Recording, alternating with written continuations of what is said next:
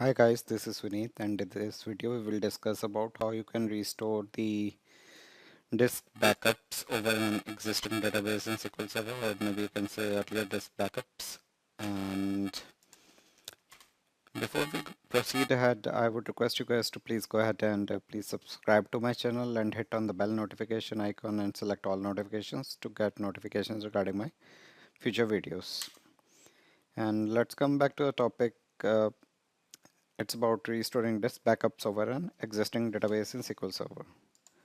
So in this chapter we will cover up a demo. So let's go back to my notes, expand on this, and let me expand on this. So this will be demo second. So we are restoring earlier disk backups over an existing database.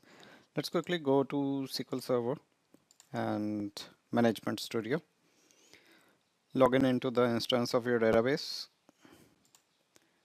So inside the Object Explorer window, select the instance of the SQL Server to which you want to connect. We have already connected, and we need to right click on the databases section, and there's an option to restore the database. So let's see if we have an earlier backup taken. I think we had restored the Northwind database, so database backup should be there, and let's take a quick look.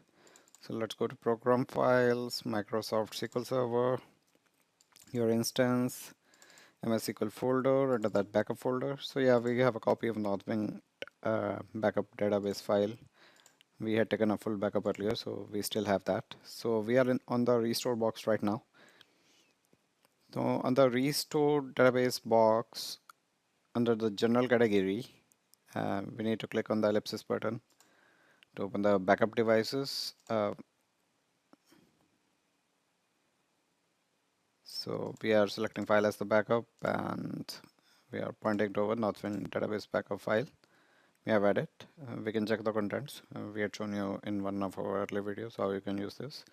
Let's click OK for now to return back to the general database. Now this file is showing that it contains a full database backup taken at a particular date time.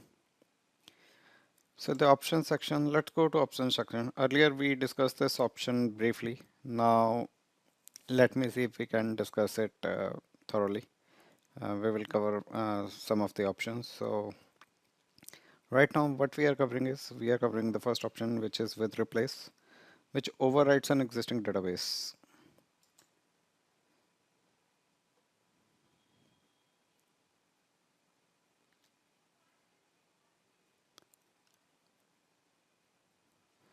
So we are not taking a tail log backup here.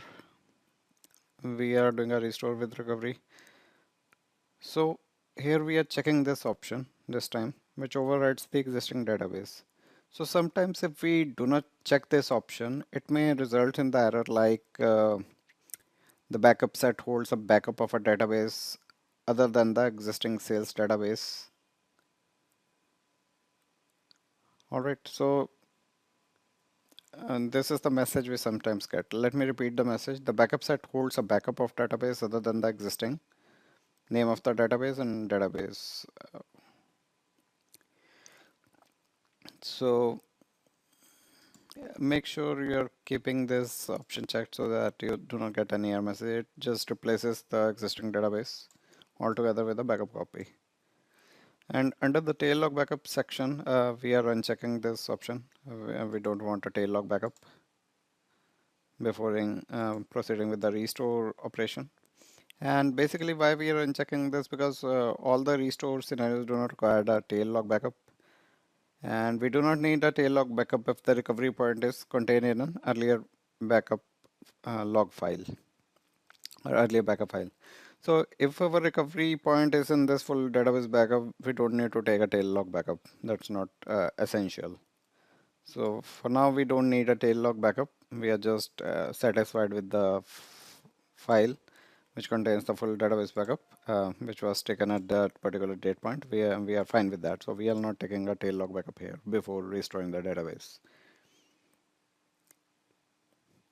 Also, tail log backups are unnecessary if we are moving or replacing, or maybe you can say overwriting a database. and do not need to restore it to a point in time after the most recent backup.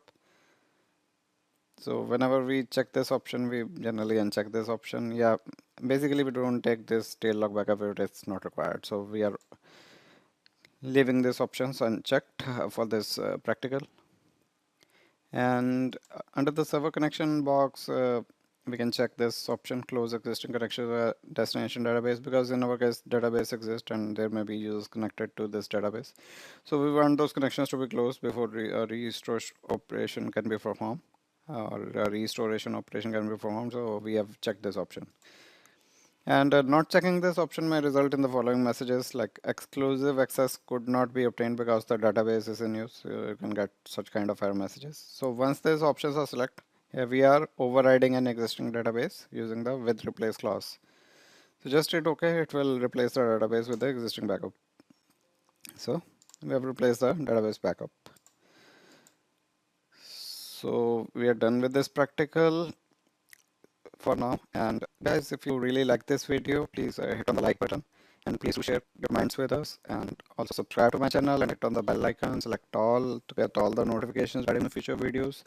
There will be more upcoming videos under the business continuity section. So if you would like to check the complete playlist, you can go ahead and do so. Let me go back. All right. So there's a business continuity playlist under which I'm keeping all the database backup and restore videos. You can check out that playlist. It would be good because it contains all the videos. So I thank you so much once again for your time on this video today, and you have a wonderful day ahead.